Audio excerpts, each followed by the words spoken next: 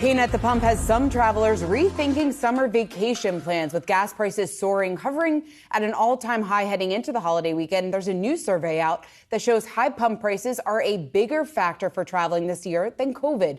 90% taking gas prices into consideration when deciding if and where to travel this summer. Let's talk about this with Chip Rogers. He's the president and CEO of American Hotel and Lodging Association. Chip, it's great to see you again digging into the survey that you just put out. 25% of Americans appear or are likely to travel this weekend, a third for July 4th, 27% for Labor Day. If we don't see any relief at the pump, what do you think those numbers are going to look like?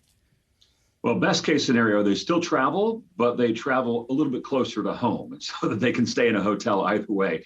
But our big fear is that both inflation starts crowding out that spending that you normally would do on travel or you intend to do on travel, and then gas prices just become so high you can't afford to do so. So those are our concerns, but the demand is certainly there. We are seeing a leisure travel demand boom. Business travel not back yet, meetings and conferences not back fully yet, but the demand for leisure travel is significant. So, Chip, Rachelle here. I want to ask you about the domino effect. When you do have the high inflation and the gas prices, how does that then affect things like demand for hotels and the sort of staffing and the other things that come with this perhaps demand destruction? Yeah, I mean, it's problematic. First and foremost, we have never seen gas prices like this before. So historically, when we look back, gas prices themselves don't dictate the number of people who travel. It may change the pattern in which they travel. And we are hoping that that's the case this time. But we've reached historic highs. I mean, looking at gas prices more than 50% above the same time last year. And if they continue to rise throughout the summer, that will cause some people to make the decision not to travel, which is the last thing we need coming off two terribly bad years where hotels were devastating. So, Chip, you talked to the big hotel chains, you talked to smaller mom and pop shop type of hotels. What is the overall sentiment out there right now, given the fact that we are facing high inflation? Are they still pretty positive over the next couple of months?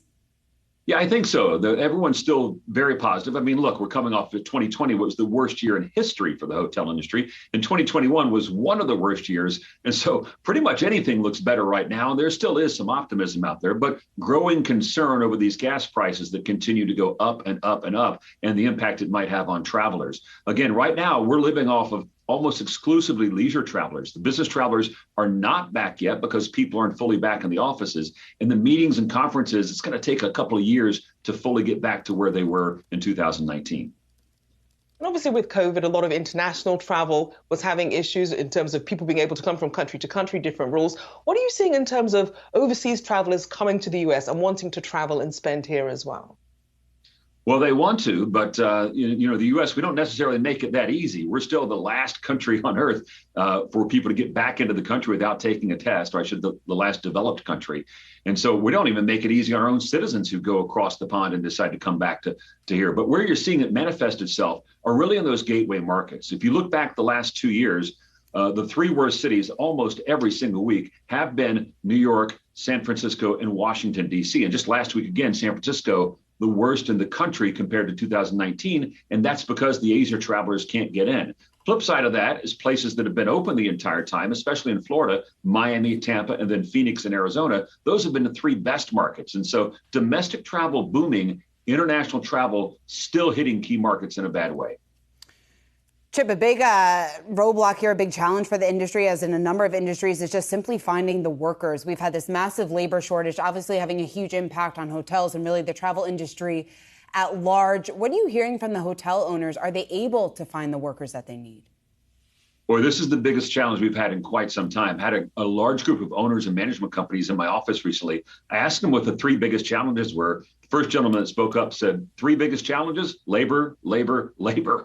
And all of them agreed. The problem that we're facing right now is at a time where hotels need to recoup all those massive losses over the last 2 years, they're actually having to shut down rooms because there are not enough employees. So think about a situation, you're a small business owner, a hotelier, you have the demand to maybe even sell out your hotel over a weekend, but you have to shut down a portion of the rooms because you don't have enough people. That's a terrible position to be in.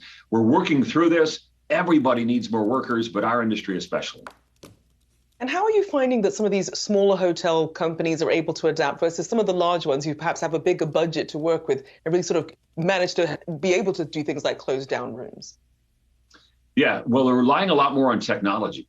Being able to determine when people are showing up and when they're leaving certainly helps you determine when a room needs to be cleaned, and that's going to help you manage your staff better. Second part of that, most of the food and beverage outlets in hotels have shut down. You're not going to see as much room service anymore. People are comfortable using food delivery apps, and right now for hotels, that's fine because we don't have the personnel to service those guests food and beverage at this moment anyway. And so they're really trying everything. But the reality is, if you go to a hotel right now, the experience is going to be very similar to what you saw prior to the pandemic. So hotels are doing everything they can to focus on that guest experience, but recognizing they may not be able to sell out 100% of the rooms at this time. Chip, what about the business traveler? Because we certainly have seen the business traveler come back a bit. It's still not at levels that we saw in 2019. Will we ever get back to those pre-pandemic levels, do you think? So good news and bad news on that front. You're absolutely correct. I'm sitting right here in Washington, D.C. in an office park. I might be the only person in this entire building right now because it's a Friday. And that's the trend we're beginning to see. Now, the flip side of that is even though most people aren't back in the office 5 days a week, what's happening with many business travelers, and we surveyed this, 90% of business travelers say that they're adding extra time on for leisure travel. We call that bleisure. So they may be going somewhere for a 2-day trip that they now turn into a 3-day trip. And the reason is because they know they can work remotely from their room and yet still avail themselves to the leisure activities of that location where they've traveled to. And so good side is this bleisure travel concept is beginning to expand. The bad part of it is that because of remote work, people just aren't in the offices 5 days a week. Indeed. Well, I hope you do have a pleasant holiday weekend there. Thank you for joining us. Chip Rogers, the American Hotel and Lodging Association President and CEO.